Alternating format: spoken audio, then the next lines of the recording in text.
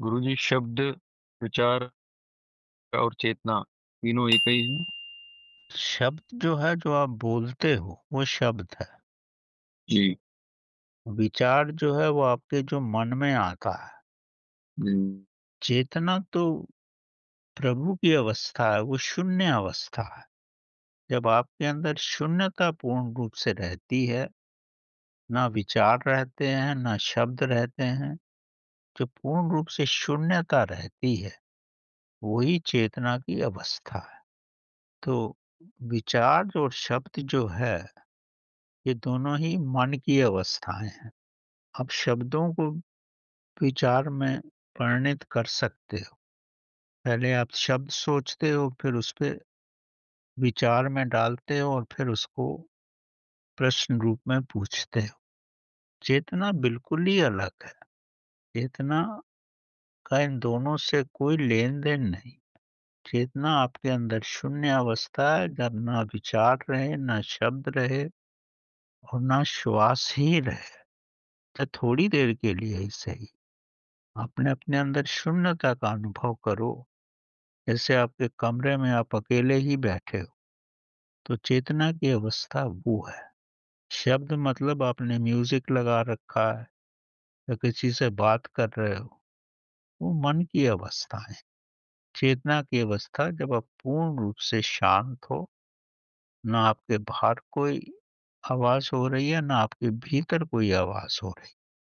जैसे बाहर और भीतर कोई दीवार ही नहीं, तो वही चेतना की शून्य अवस्था और यही महान अवस्था। गुरुजी, मेरा अर्थ ये था कि जब हम शब्द यूज कर रहे हैं या विचार कर रहे हैं, तभी भी वो शून्य अवस्था वैसी की वैसी ही रहती है ना। में कोई फर्क तो शून्य नहीं। अवस्था शून्य अवस्था आपकी चेतना की अवस्था है, उसका आपको आभास ही नहीं रहता तब। तब आप मन से मन ऊपर है, चेतना भीतर है।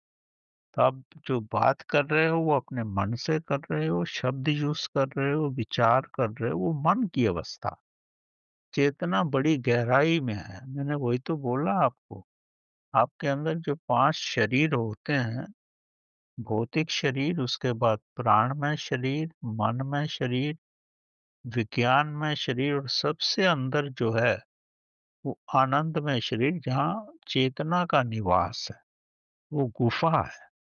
बाहर जो है तो बाहर की अवस्थाएँ क्या हैं?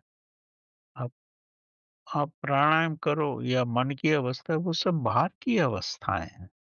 जब ये अवस्थाएँ सब शून्य हो जाएँगी, तब उस चेतना को रास्ता मिलेगा कि वो बाहर निकले। तो इसको भली प्रकार से समझ लो, चेतना बिल्कुल आंतरिक अवस्था है। जैसे फूलों का हार होता है ना, बाहर तो हर तरह के फूल हैं, अंदर जो है एक महीन सा धागा, वो इतना महीन है जो आप देख भी नहीं सकते। वही चेतना, वही सबको एक दूसरे के साथ मिला के रखती है। अब इस संसार में कहीं भी कुछ भी हो, आप पे असर होता है उसका। इसका मतलब ये है कि उस महीन धागे से हम सब लोग कनेक्टेड हैं। सब सब एक ही यूनिट है, सब एक ही है सब कुछ। और जैसे पौधा उगता है, तो अपना भोजन तो जड़ों से लेता है। जड़ उसके लिए पानी खोजती है, अपने और पोषक तत्व खाद से लेती है।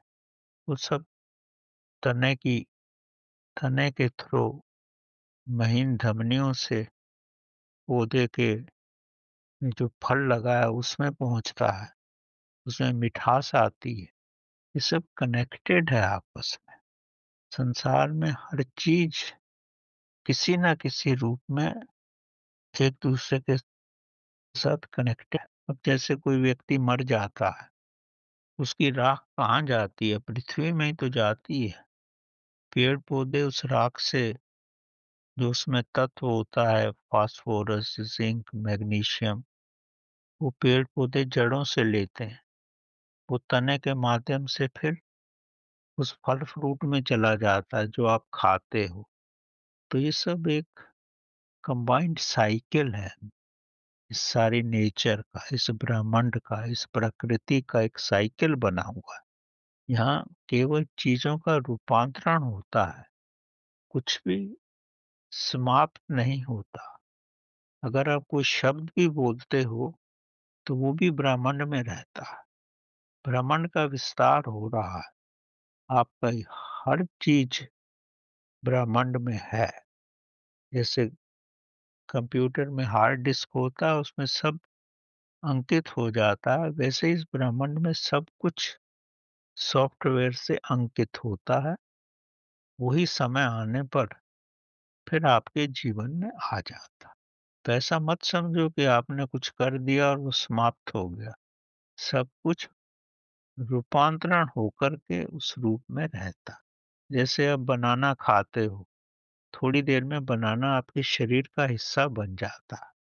वो बनाना तो नहीं रहा, आपके हर सेल में उसकी शक्ति चली जाती है और वही शक्ति धीरे-धीरे आप किसी कार्य में लगाते हो, तो शक्ति का रूपांतरण होकर के उसका रूप दूसरा हो जाता है।